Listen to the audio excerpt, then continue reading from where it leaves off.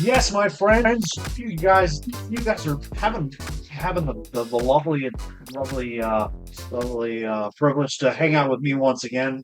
You know, I appreciate you. Welcome back, Jimmy Jam Sessions is in full effect once again, going full fledged into the NFL season, the hockey season, and all the GenX stuff and all the food stuff, all the dumb stuff we like to do.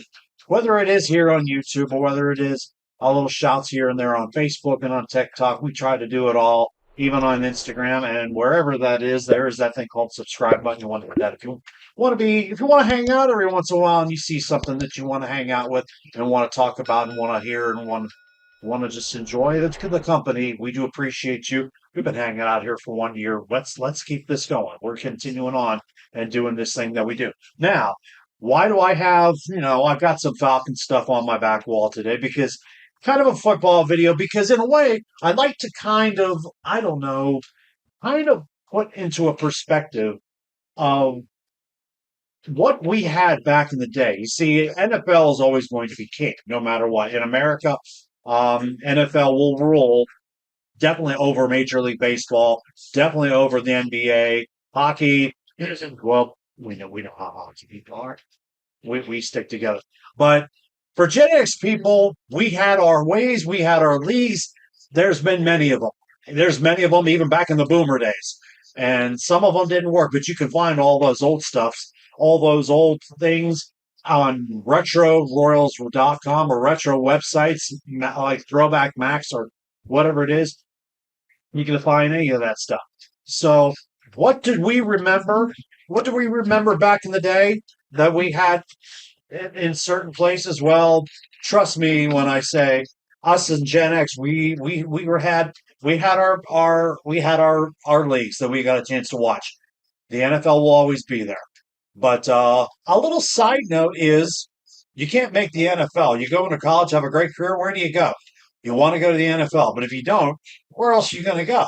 Well, there's plenty of. Well, to be honest with you, there's options.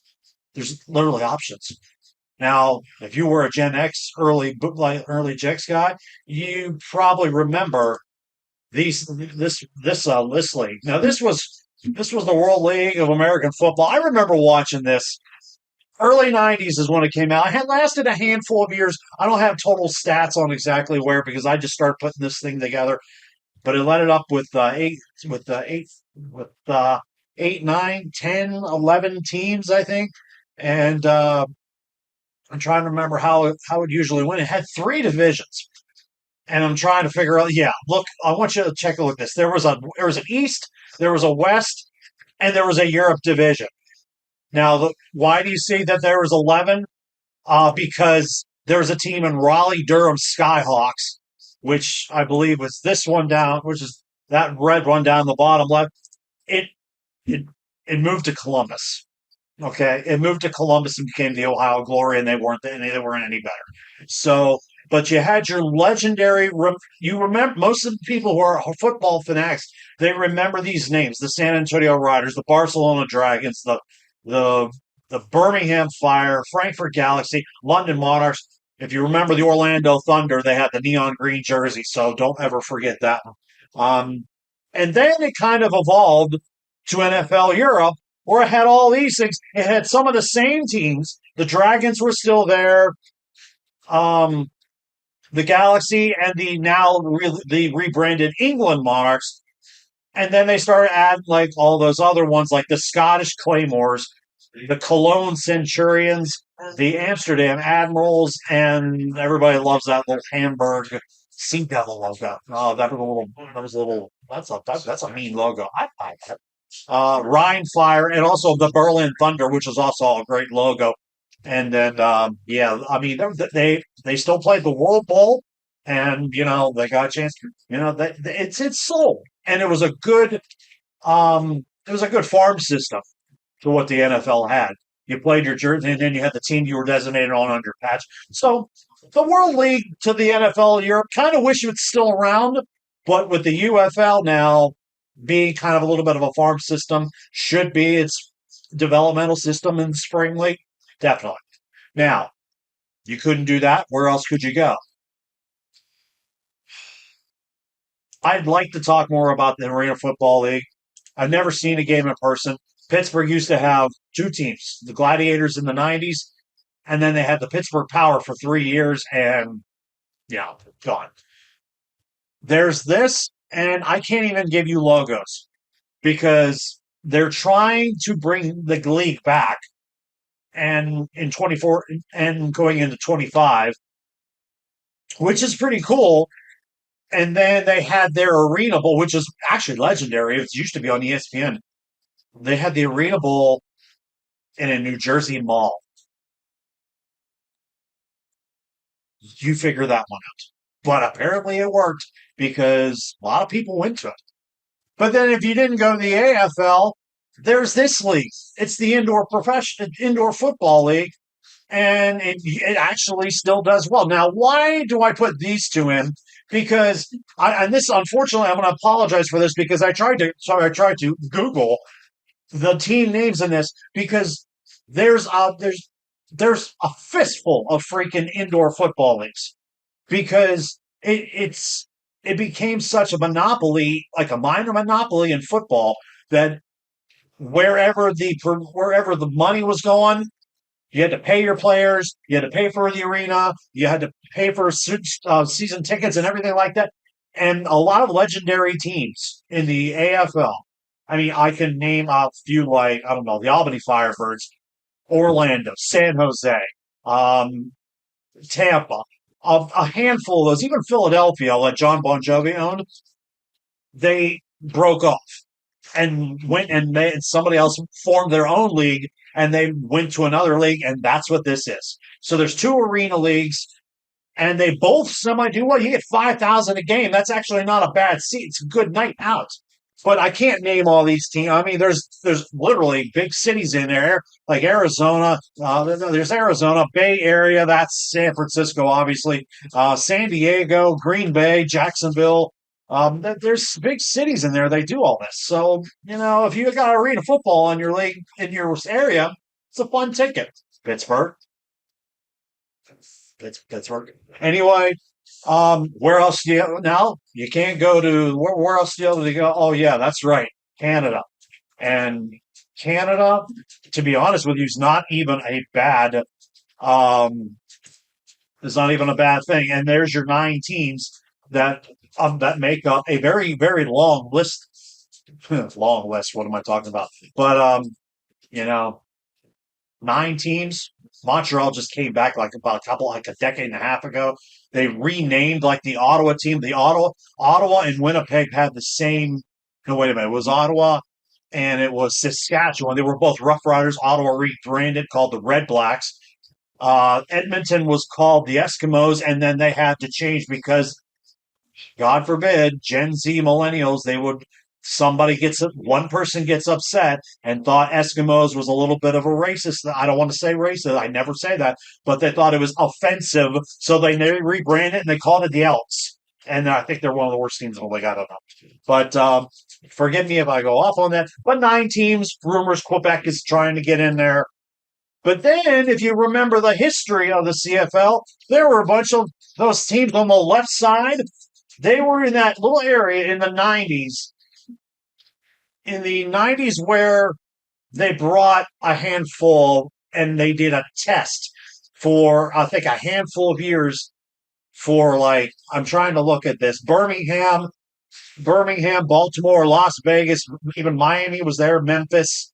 Um, became the Colts, and it was right after Baltimore moved to Indianapolis.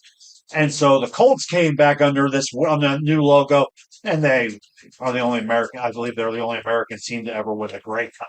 So it's weird. And then there's another weird guy that's called the San Antonio Texans, Shreveport Pirates. They work with the Las Vegas Posse was what the name was. That the Birmingham Barracudas, which is that, and it was a weird, weird, weird thing of seeing Canadian football in America. But it existed. Go find it. It happened. Where else would you go? I mean, well, we forgot about, hey, you know the UFL is going on now? Well, it wasn't this, and this was a failure in about 2 years. It was the old UFL, and it had only 8 teams, and I think 6 only played. Um, One major thing was a lot of the teams had kind of the same jerseys. Really awkward. And there's a thing on Maurice Claret, if you remember that name. He was that big, gigantic star out of Ohio State and wanted to go straight to the NFL, and he couldn't. So, and then I think he played, and injuries took his career out. And then he joined the Omaha Nighthawks. There's other ones like the San Antonio or not San Antonio, Sacramento Mountain Lions. There was the California Redwoods. I don't know where they were stationed at. Well, let's see what over here. I actually have the list here, and I get to show that on. I get to show that on the great Wikipedia. There's your names there, all six of them, and California and New York was also supposed to be on there. And they never even. I don't think they even graced. I don't think they even graced the system. So yeah, that was your old. That was your old UFL. Then you get to the. Then you kind of get to the new one where they finally had 8 teams, and then they did the smart thing with the old USFL and finally merged, and now you get these 8 teams here, which I'm still ticked off. But what am I going to get ticked off to The Rock about? He didn't add Pittsburgh. Well, in a way, the pandemic kind of happened because Pittsburgh was playing their games in Canton. So I that's still throws that out, which unfortunately is the truth. They had to play in Canton as a bubble for the old league as the pandemic went through. But Pittsburgh went to a USFL title game. They got beat by the great Birmingham Stallions. They're never going to go away. But then there's your DC, Arlington, San Antonio gets football, St. Louis gets football. They get 40,000 a game. So the UFL will, in fact, be, if they expand to 10 or 12, the best thing for, um, developmental. It's like you don't make an NFL practice squad. There's your number one thing to go to. And they're going to try to do their best to expand. Not next year, but probably the year after.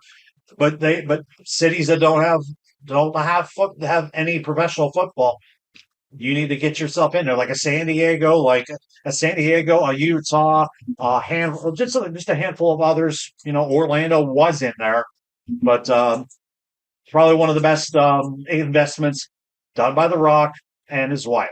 So, or ex-wife, forgive me.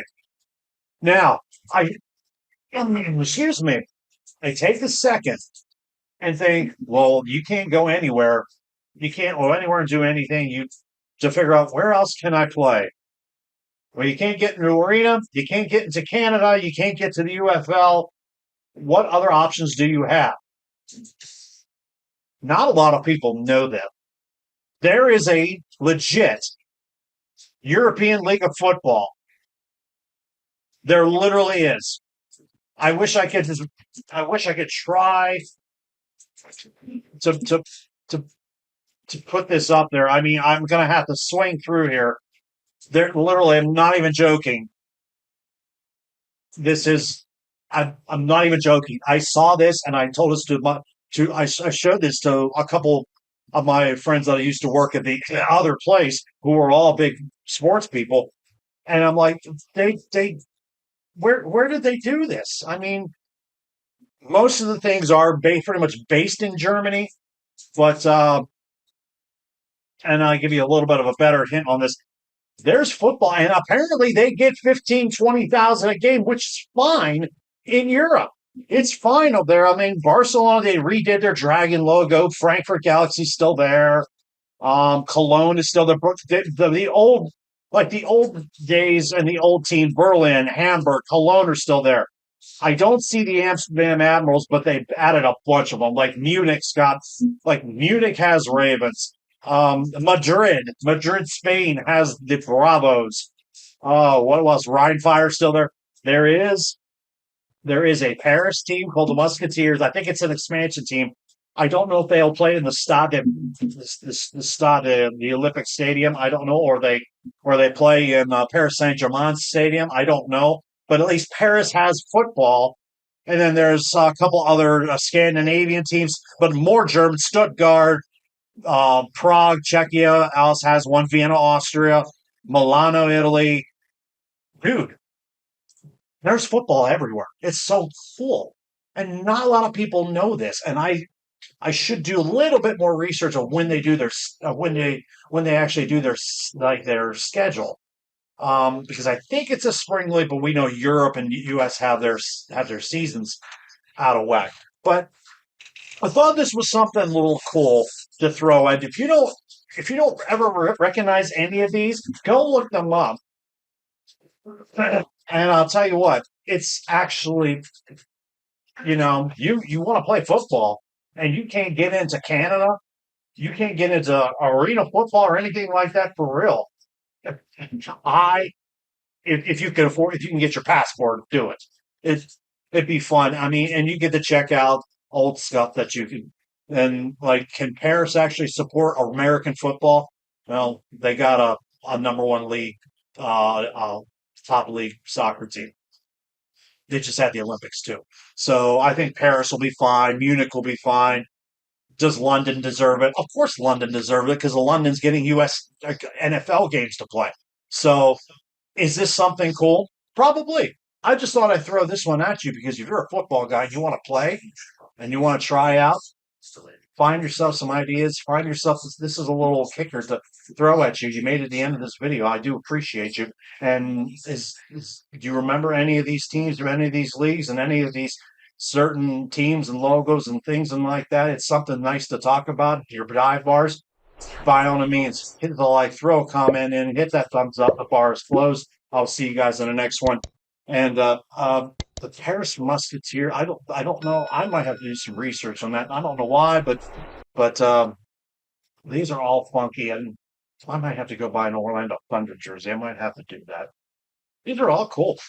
Thanks for watching the video. Go check some of that stuff out, and I'll see you guys in the next one.